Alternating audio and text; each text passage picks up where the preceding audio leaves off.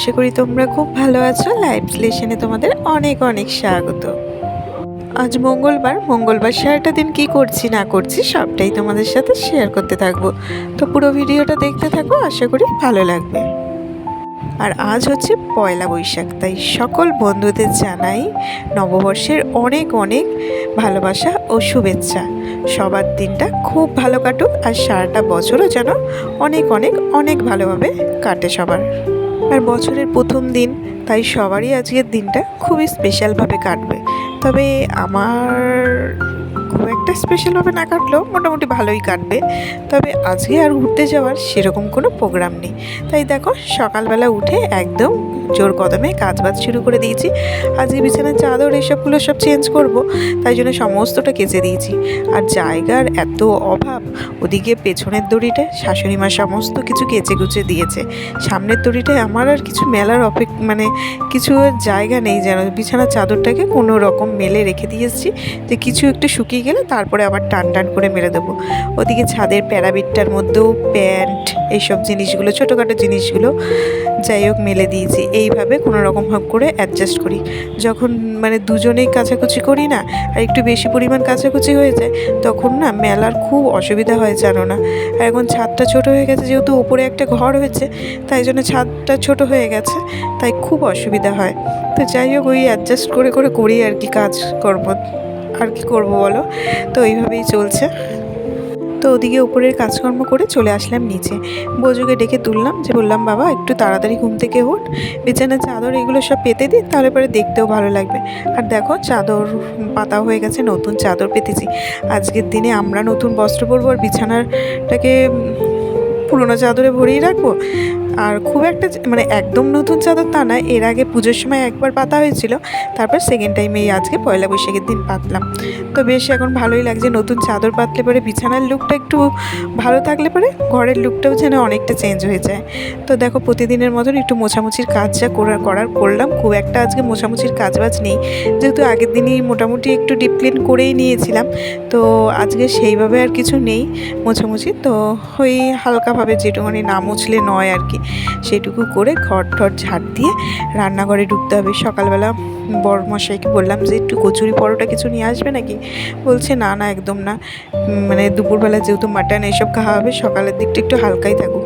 আমি বললাম তাহলে তো ভালো কথাই, তোমার খাওয়ার যখন আসলে যেটা ভালো লাগবে সেটা খেলে পরে আমার তো কোনো অসুবিধা নেই।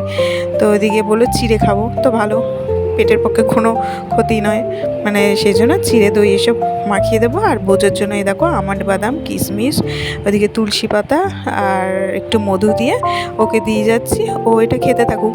আর এদিকে রান্নাঘরে অনেক কাজকর্ম রয়েছে, তাই জন্য কি করছি বলো তো, ঘরের কাজকর্মগুলো একটু তাড়াতাড়ি করে নিচ্ছি। আজকে পয়লা বৈশাখের দিন, তাই ঘরগুলো ঝাড় দিয়ে ভাবলাম কি যে সকাল সকালই আজকে ঘরগুলো মুছেও ফেলি, জানো তো, তাহলে পরে বেশ অনেকটা ক্লিন লাগবে। তাই জন্য সকাল সকালই ঘরটা মুছলাম। কিন্তু আমাদের আর সকালের দিকে ঘর মোছা অ্যাকচুয়ালি হয় না, আমি তো ওদিকে রান্নার দিকে ঢুকে যাই। তো আজকে ভাবলাম না, সকালের দিকেই ঘরটা মুছে নিই একেবারে। তো যাই হোক দেখো এই যে ঘরটা মুছে নিয়ে তারপর ঢুকবো রান্নাঘরে। আর এই যে বলতে দেখো ঢুকেও গেছি, যেখানে আমার প্রতিদিনের বেশিরভাগ সময়টাই কেটে যায়। কী করে যে কেটে যায় কিছু বুঝতেই পারি না। এই রান্নাঘরে থাকতেই সে সকাল থেকে টুকিটাকি এটা ওটা করতে দুপুর গড়িয়ে যায়, কিছু বুঝতেই পারি না। তো আজকে শাশুড়ি মা বললো বৌমা একটু উচ্ছে চচ্চড়ি করো। আর আমাকে না বৌমা বলেই ডাকে, জানো তো, শ্বশুর শাশুড়ি দুজনেই বৌমা বলেই ডাকে, কেউ নাম ধরে ডাকে না, বিয়ের আগে থেকেই বৌমা বলেই ডাকতো। তো যাই হোক শুনতেও ভালো লাগে, কিছু আগেকার ডাকগুলো না বেশ ভালো লাগে আর কি। তবে নাম ধরে ডাকলে একটু নিজের মনে হয়, আর বৌমাটা একটুখানি দূরের মনে হয়, ওই আর কি। যাই হোক যে যেটা ডেকে খুশি হয়, তো আমার কি তাতে, সে যদি সেটা রেখে খুশি হয় তো আমিও সেই খুশিতে খুশি। তো এদিকে দেখো উচ্ছে চচ্চড়ি করতে বলেছিল, চিংড়ি মাছ দিয়ে উচ্ছে চচ্চড়ি করে নিলাম। আর বরমশাই আবার উচ্ছে চচ্চড়ি খান না, তা সে আবার চিচিঙ্গা নিয়ে এসছে, বলেছে নারকেল দিয়ে চিচিঙ্গা রান্না করতে। তো তাড়াতাড়ি করে এই যে একটা কি অর্ধেক নারকেল ছিল, অর্ধেক সেই দুদিন আগে নীল পুজো গেছে সাবু মাখাতে কাজে লেগেছিল, আর অর্ধেক ফ্রিজে রাখা ছিল, সেই নারকেলটাকে তাড়াতাড়ি করে কুড়িয়ে নিয়েছি। দিয়ে এখন চিচিঙ্গার মধ্যে নারকেল কোড়া দিয়ে বেশ জমিয়ে রান্না করব। তবে এতটা নারকেল কোড়া দেবো না, কিছুটা দেবো আর কিছুটা রেখে দেবো, আবার কিছু না কিছু কাজে লেগে যাবে নারকেলটা।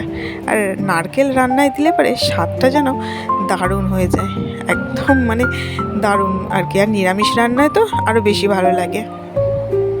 আর বছরের প্রথম দিন দুপুরের মেনুতে মাটন থাকবে না তা হয়? বরমাসের সকাল সকাল উঠে একদম বাজারে দৌড়েছে মাটন আনার জন্য, যদি লাইন পড়ে। আর সে বাপু আবার লাইন দিয়ে কিছু না ঠাকুর দেখতে পারে, না কিছু কিনতে পারে, না রেস্টুরেন্টে খেতে পারে, এইসব একদম পছন্দ করে না। তাই জন্য সকাল সকাল উঠে একদম মাটন নিয়ে চলে এসছে। তবে আজকে না রেয়াজি খাসি আনেনি, আজকে দেশি খাসি এনেছে।